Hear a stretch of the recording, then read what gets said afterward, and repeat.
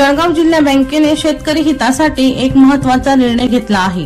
अनिष्ट तफावतीची रक्कम 50 लाखाच्या आत असल्यास विकास सोसायटीला जिल्हा बँकेने आरबीआयच्या नियमानुसार कर्ज वाटप न करण्याचा निर्णय घेतला आहे।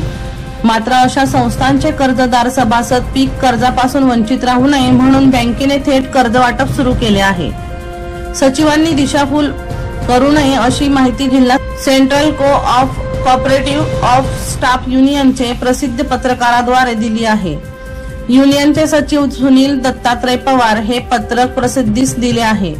खरं तर राज्यातील इतर जिल्हा बँकाही मागील 5 वर्षांपासून अनिष्ट तफावती मधील संस्थांच्या कर्जदार सभासदांना थेट कर्ज पुरवठा करीत आहेत। त्यामुळे त्या संस्थांची थकबाकी वसुली होत असल्याने त्यांचे अनिष्ट तफावती मधील प्रमाण कमी होऊन काही संस्था अनिष्ट तफावतीमधून बाहेर आल्या आहेत। सोसायट्या अनिष्ट तफावतीत येण्यास सचिव जबाबदार आहेत, कारण ते नेहमी असहकार्य करून अडथळा निर्माण करतात।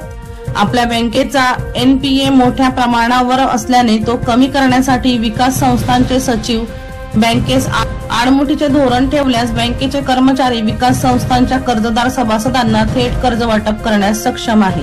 वर्षा लोहार यांचा खास रिपोर्ट V1 लाईव्ह जळगाव।